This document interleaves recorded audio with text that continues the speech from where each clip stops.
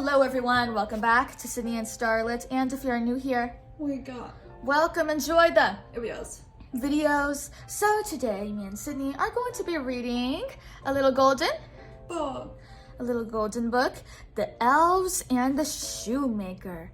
So let's begin.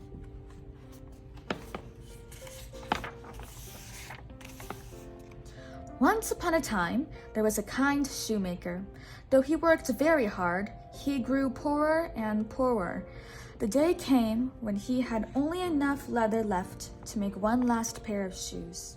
He cut out the leather for the shoes and left it on his workbench to stitch together the next morning. The shoemaker went to bed not knowing what he and his wife would do once the leather was used up, for they had no money to buy more. Despite their troubles, the shoemaker and his wife slept soundly that night. Early the next morning, the shoemaker woke up and got dressed. Then he went into the shop to make the last pair of shoes. Can you say shoes? Shoes. When he looked at his workbench, the shoemaker thought he must be dreaming. He blinked his eyes, then blinked them again, but this was not a dream. On the very spot where he had left the leather the night before was a pair of beautiful, well-made shoes, all finished. The shoemaker called his wife into the shop and showed her the shoes.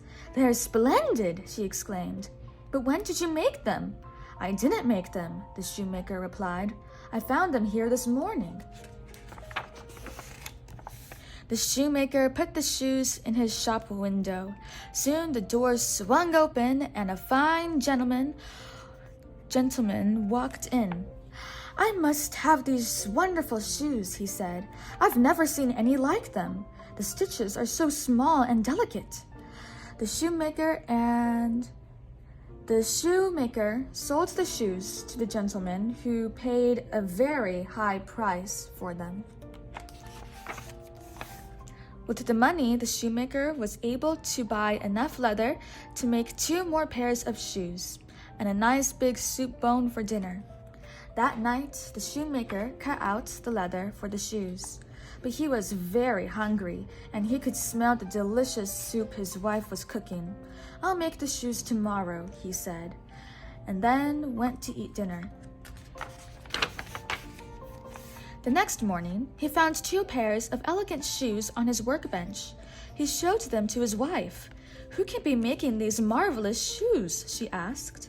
But the shoemaker only shook his head in wonder. Once again, the shoemaker placed the shoes in the shop window. He didn't have long to wait before the door swung open. This time, there were 2 customers, and they both paid handsomely for the fine shoes. Now the shoemaker had enough money to buy leather for 4 more pairs of shoes. Things went on this way for some time. Every night the shoemaker cut the leather and went to sleep, and every morning he found more beautiful shoes on his workbench. The shoemaker and his wife were no longer poor. They sold so many pairs of shoes that little by little they began to save money. One evening, the shoemaker said to his wife, "It's nearly Christmas, and we still don't know who is sewing all these shoes for us. We cannot go another day without finding out who it is." So together, the shoemaker and his wife thought of a plan. Instead of going to sleep that night, they hid behind a curtain in the shop. At midnight, 2 tiny elves skipped through the door and into the shop.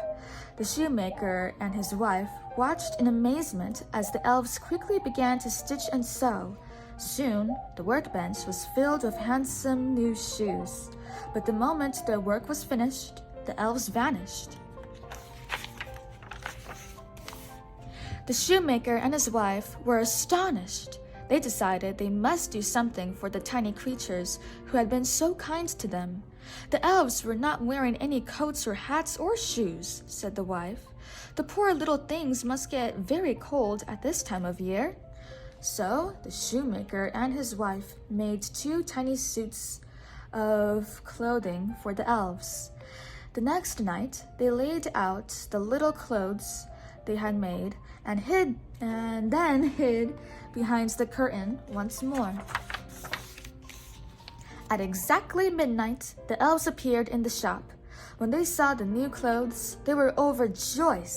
They hurried to try on their outfits and found that everything fit them perfectly. In their brand new clothes, the elves danced around the room and sang a merry song. At last, the elves danced out the door of the shoemaker's shop, never to return again. The thoughtful shoemaker and his good wife had repaid kindness with kindness.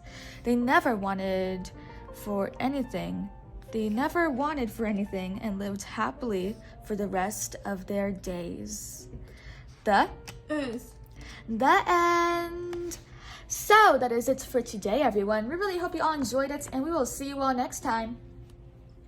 Bye-bye. Bye-bye. Pick out your favorite page.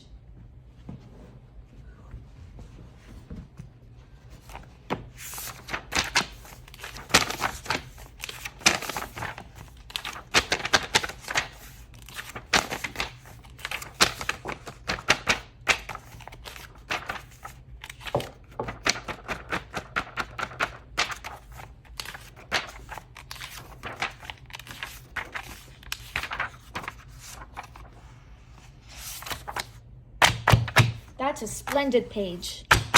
Who's your favorite character? Oh. The ball? It looks like a bead. Okay. Bye-bye.